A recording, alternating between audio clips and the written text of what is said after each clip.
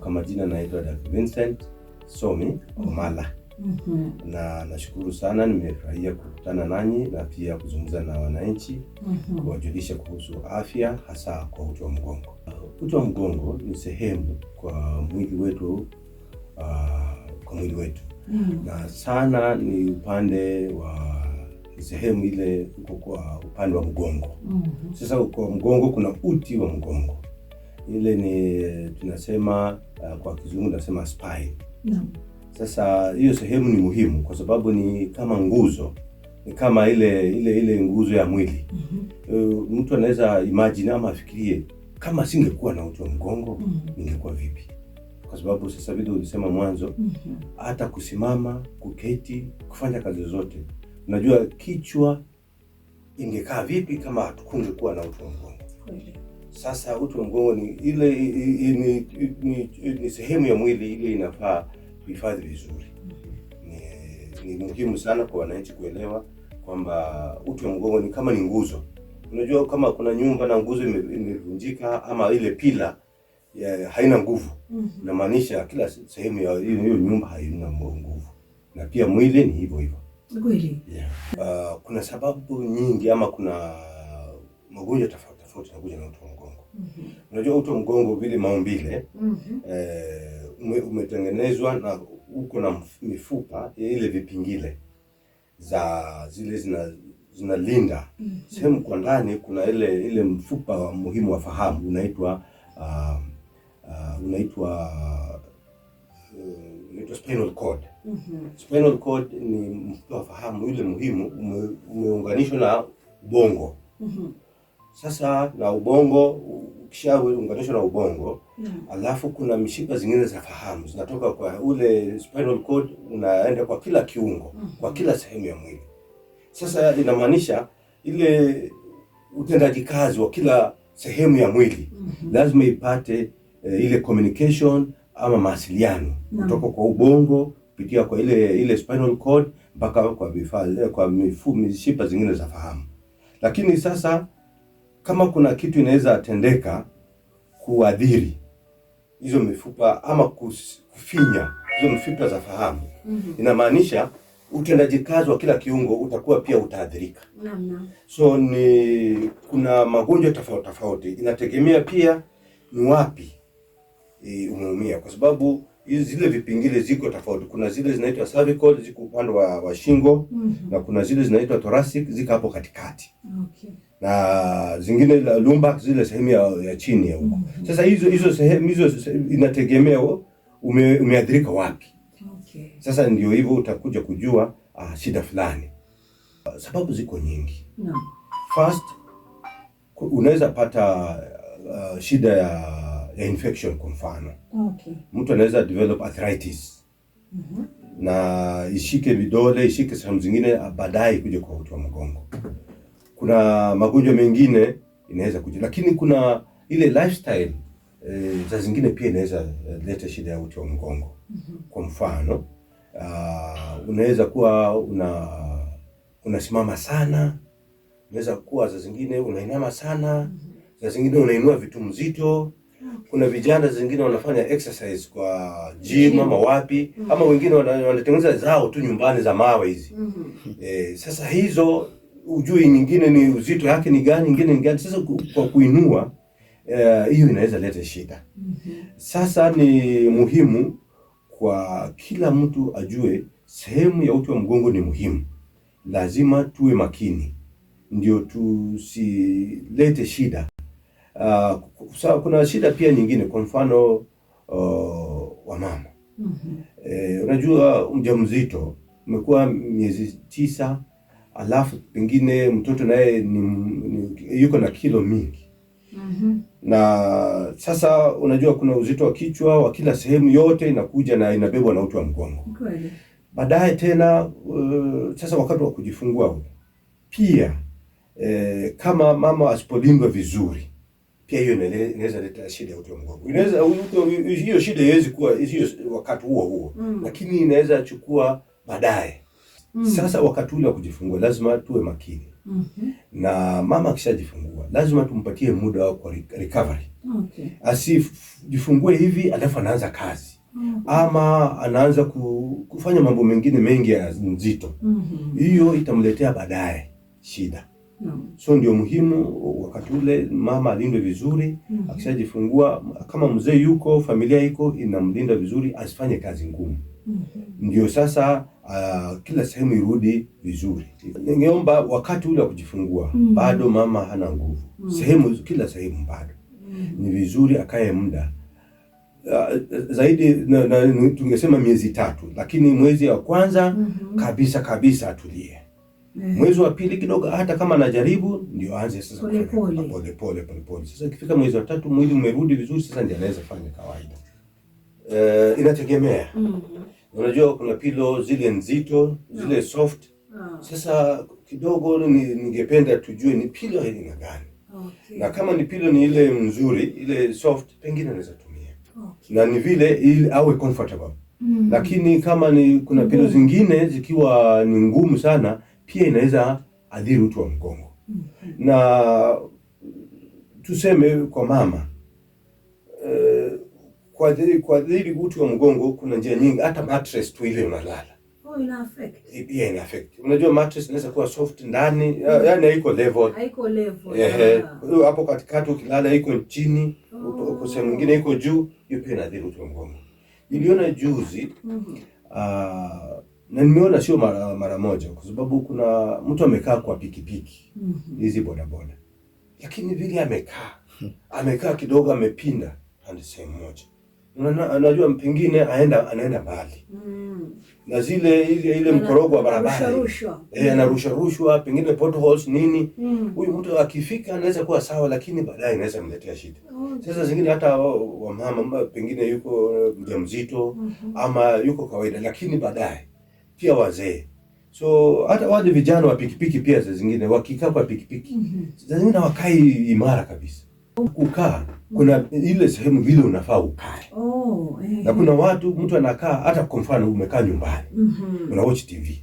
Miguu imeweka kule, huku umelalia sofa pande hivi. Sasa hizo zote zinaweza leta. Pia kukaa hata kwa ofisi ama unajua kuna watu wako na uzoefu. Amekaa hata kwa sofa, akae taratibu. Ni vizuri ukae imara hivi.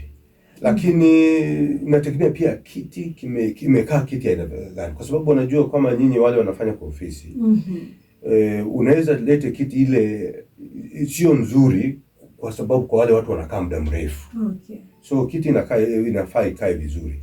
Sasa wakati tuko na vifaa zingine sasa za inaitwa cable chair. Ni sehemu tu kitu kama plastic hivi unaongezea kwa kiti chako.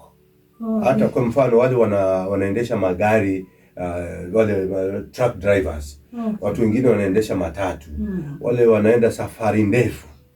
Hata zingine mtu yuko town lakini yeye yuko kwa gari muda mrefu. Anatoka hapa anaenda hapa na gari.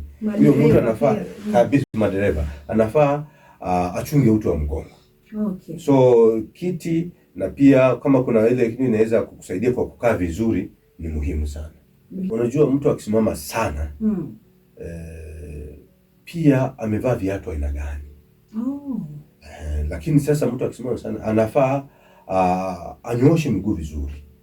In fact ukisimama tu imara hivi, hata unaona kuna wale maaskari wengine mtu anaweza pata kizunguzungu alafu anguke.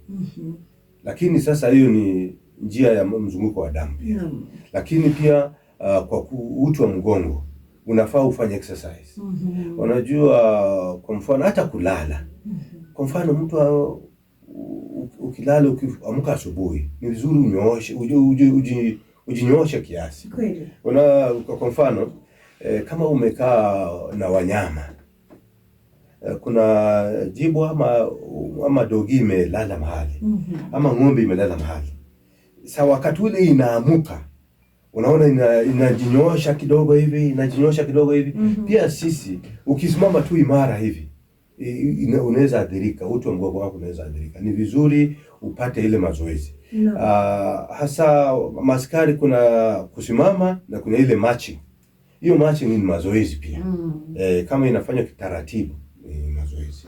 Wale wanabeba mizigo mizito ni njia lazima wawe makini. Kweli. Na inategemea vile unanyanyua ule mzigo. Unaweza kuwa ni mzito ndio, lakini vile unaunyanyua. Unajua kuna mtu anaweza nyanyua tu ndoo ya maji na asikie kaka kwa uti wa mgongo. Na hiyo ni inaweza kuwa shida. Na mtu anaweza nyanyua mzigo mzito vizuri au akose kupata shida. Kweli. Na pia akinyanyua huo mzigo mzito vibaya itamletea shida. Lakini pia usizidishe. Mwili wetu uko na kiwango. Kama unafanya kazi nzito, unaweza ufanye lakini unapumzika, ama ufanye ile mwili wako unaweza. But otherwise ni vizuri uwe na aids kama machine zile zinaweza kukusaidia kunyanyua ama kufanya hizo vitu. Mtu akishapata shida ya uti wa mgongo ataanza kutumia painkillers. Sana madaktari watampatia painkillers, ufanye x-ray, ufanye ile MRI, wapate kujua shida ni gani. Lakini ni muhimu madaktari watakutuma kwanza ufanye physio.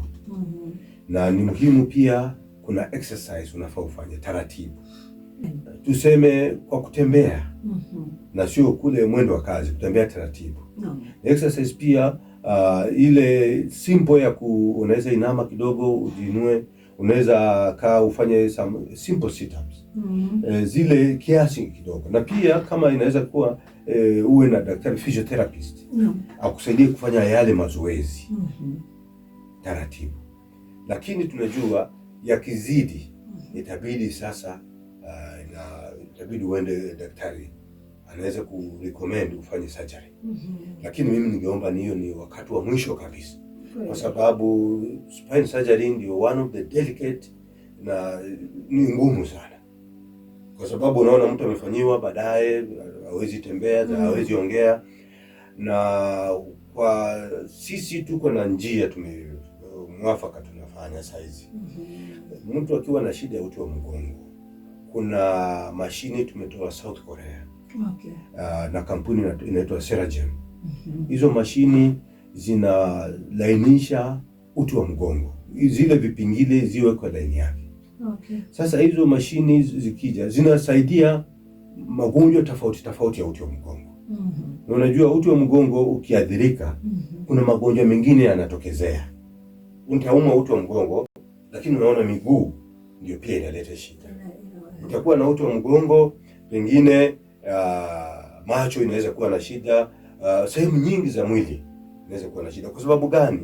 Kwa sababu ubongo ukiathirika, mifupa za fahamu zile zinatuma ujumbe kutoka kwa ubongo kupitia kwa spinal cord mpaka kwa kile kiungo umeathirika. Ama tunaweza disk imeslip, ama vertebra imesonga kidogo, umefanya kind of dislocation ya uti wa mgongo. Inamaanisha mfupa wa fahamu unafinywa. Ukifinywa inamaanisha performance ya huo mshipa wa fahamu huwezi kuwa sawa. Inamaanisha kiungo hakipati ujumbe sawa. So hiyo italeta shida. So hizi mashini ukilalia inarudisha uti wa mgongo, maumivu ya uti wa mgongo kwanza, alafu kila sehemu ya uti wa mgongo uwe sawa. Zile the natural performance ya nerves ianze kazi sasa, kwa sababu ijafinywa. Kweli. Ndio. Inaitwa sciatic nerve. Mshipa wa fahamu unatokea hapa kwa makalio. Na kutoka makalio, lakini umeunganishwa kwa ile spinal cord. Alafu unaenda mpaka chini ya mguu. Sasa utaanza hapa kuanzia kwa lumbar. Lumbar ni ile sehemu ya chini ya uti wa mgongo. Itaanza kuuma. Ikianza hapo inaingia sasa kwa mguu. Ikipita kwa mguu inaenda mpaka chini mpaka makanyagio. Na hiyo ni sehemu hiyo sciatic nerve ikishaathirika, inamaanisha sasa huwezi tembea vizuri. Huwezi kaa vizuri. So inataka ile matibabu bora. Shida sasa physiotherapist akigundua hiyo lazima akuweke kwa special treatment. Na kwa sisi sasa ile mashini zetu ile ya Seragem, hizo mashini zinakuja zinalainisha uti wa mgongo na inarudisha ile sciatica. Lakini haichukui just dakika moja hivi ama kama umemeza painkiller alafu inapungua. Inataka ufanye mazoezi pole pole, irudi pole pole. Kwa sababu gani? Huo mshipa sio mshipa mdogo, mshipa mkubwa wa fahamu. Na ukiadhirika huwezi jua umeadhirika mpaka yani extent gani. So inafaa ilindwe taratibu. Ningeomba wasikilizaji kwamba mtu akipata shida ya uti wa mgongo, hasa umeanza kuuma, inaweza kuwa umelala vibaya, unaweza kuwa umenyanyua kitu, ni vizuri ujaribu kufanya ile exercise yako wewe mwenyewe kwanza.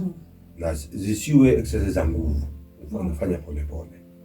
Na kwa sababu mwanzo daktari pia hawezi recommend matibabu magumu. Ataanza recommend painkillers kwanza, uone maumivu ipungua, recommend uende kwa physiotherapist. So ni vizuri wewe mwenyewe uangalie ile lifestyle yako pia iko vipi. Ukifanya exercise lakini lifestyle yako iko vipi, ndio pole pole ukiona inazidi, ni vizuri uende kwa daktari. Lakini usingoje izidi sana. Kwa sababu umefanya exercise leo, kesho, alafu naona inazidi, ni vizuri ukonsult daktari, umuulize nimesikia hapa sijui shida ni nini. Na pia daktari atakuambia kwa sababu anaweza jua ni sehemu gani. Kama ni cervical ama wapi. Sehemu ya kiuno ni sehemu kwa uti wa mgongo tunaitwa lumbar. Okay. Na hiyo ni sehemu, ukiumwa na kiuno inamaanisha sehemu ya lumbar inaweza kuwa na shida. Na ukiumwa na uti wa mgongo hata unaweza kuwa maumivu mengine pia imetoka kwa mgongo. Kwa sababu mgongo, uti wa mgongo uko na connection na kila sehemu. Sasa mimi vile natoka kwa ile center yetu inaitwa Seragem. Kweli. Na tuko na vifaa kutoka South Korea. Okay. Zinasaidia kwa matibabu tofauti, hasa kwa uti wa mgongo, watu wakiwa na shida ya arthritis. Tuko kule Transnational Plaza, pale CBD. Pale first floor, Mama Ngina Street, ukija pale unatupata. Na hasa tunaomba wasikilizaji wakipata na mtu yuko na hiyo shida wanaweza mwambia aje pale Transnational Plaza Nairobi, Mama Ngina Street, atapata Seragem. Na Seragem tuko tu pale. Tuko na sehemu tofauti. Tuko kule Thika, tuko Nakuru, tuko Eldoret, tuko Eastleigh, tuko hata Garissa saizi. So watu wanaweza faidika kwa kutumia uti wa mgongo. Hii ni tiba mbadala, na tuko na vifaa vifaa tiba zile zinasaidia kulainisha uti wa mgongo.